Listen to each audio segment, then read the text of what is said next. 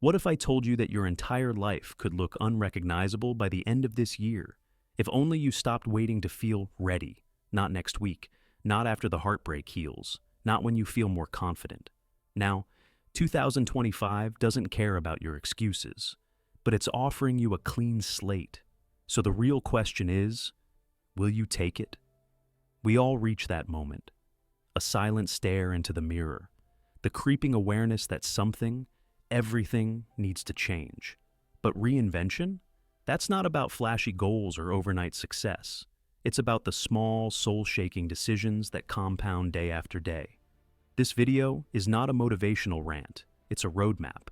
We're going to walk through 7 real grounded ways to reinvent your life in 2025. No fluff, just clarity, strength, focus, and maybe a spark of the person you were always meant to become. Let's begin with the place most people ignore when trying to change their life: your body. We tend to separate the body from the mind, as if our thoughts and emotions aren't carried in our muscles, our gut, our posture. But your body is the vessel of your transformation. If it's tired, foggy, aching, neglected, everything else suffers.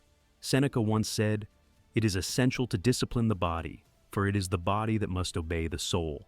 Your reinvention must begin at ground level. Sleep like it's sacred. Wake up before the world demands your attention. Move your body, not just to sculpt it, but to earn your energy. When you train, you're not just lifting weights or stretching your limbs. You're sending a signal to your mind: I am becoming strong, I am not here to coast. Eat food that builds you. Hydrate like your mind depends on it, because it does. This isn't punishment, it's self-respect in action. Treat your body like a warrior preparing for the year of their life, because that's exactly who you are. And remember, your future self will never regret the sweat you pour into today. Not once. Reinvention is not a solo mission. Somewhere along the way, society convinced us that needing help is weakness, that we have to figure it out on our own, that asking for guidance means we're failing. But that's a lie, a dangerous one. Don't be ashamed of needing help. You have a duty to fulfill just like a soldier on the wall of a fortress, said Marcus Aurelius. Think of the strongest people you admire, the leaders, the artists, the thinkers. None of them rose alone. They sought mentors, they went to therapy, they reached out when the burden became too much. This year, give yourself permission to do the same. Whether it's opening up to a close friend, working with a professional, or joining a community of like-minded souls, get help. Not because you're broken, but because you're wise enough to know. We rise higher together. Let go of the pride that keeps you isolated. Reinvention begins when connection replaces ego. Books are not just pages and ink. They are portals to new dimensions of thought. And in 2025, if you want to think better, speak better, choose better, you need to read better. Epictetus reminds us, you become what you give your attention to. Reading is not entertainment, it's soul nourishment. Don't just scan pages or consume summaries. Digest wisdom. Wrestle with ideas. Mark the lines that make your heart stop. Set a goal, 10 pages a day. Or maybe just one chapter, but do it with intent. Read Marcus Aurelius in the morning, James Clear at lunch, and Viktor Frankl before bed. Let their minds mingle with yours. Let them challenge you. Let them humble you. You don't need more content. You need more depth. The right book, read at the right time, can unlock something in you that's been waiting for years. Reinvention is often found between the lines. You want clarity? Put on your shoes. You want creativity? Go outside. You want peace? Walk, not to escape the noise, but to reconnect with what the noise drowned out. Daily walks are not about burning calories. They are about healing. Seneca wrote, "We should take wandering outdoor walks so that the mind might be nourished and refreshed by the open air and deep breathing." In a world obsessed with productivity, walking becomes a quiet rebellion. You're not rushing, you're not scrolling, you're just being with your breath, your footsteps, the rustle of leaves and passing clouds. No agenda, no destination, just presence. Some of your most profound realizations won't happen at your desk or during a brainstorm. They'll arrive on a quiet road, when you finally stop forcing answers and just start listening. Walk every day, even if only for 10 minutes. It might be the most honest conversation you have with yourself. In 2025, attention is a currency, and the world is trying to rob you blind. your phone pings, your tabs multiply. You multitask yourself into mental fog.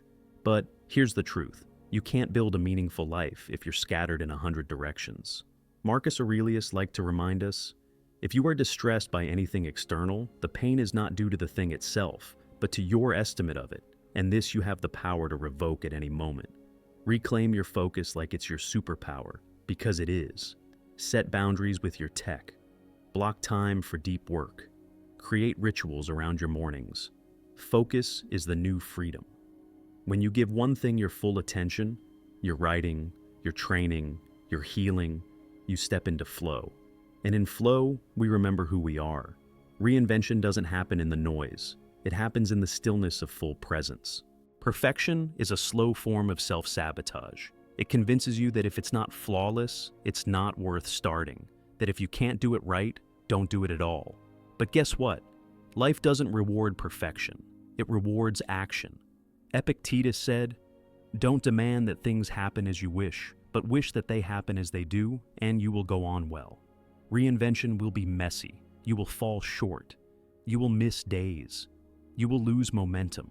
That's part of the path, not proof that you're on the wrong one.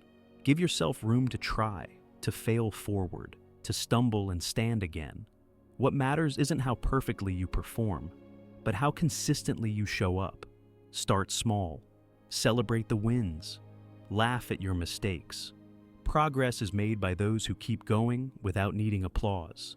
Let go of perfect. Embrace real. This may sound simple, but it's more powerful than you think. Pick one word to carry you through 2025. One word to whisper in moments of doubt. One word to bring you back when you drift. One word to anchor your choices, your focus, your energy. Maybe it's discipline, to remind you that comfort is a lie. Maybe it's peace, to soften your clenched spirit. Maybe it's integrity, or clarity, or courage.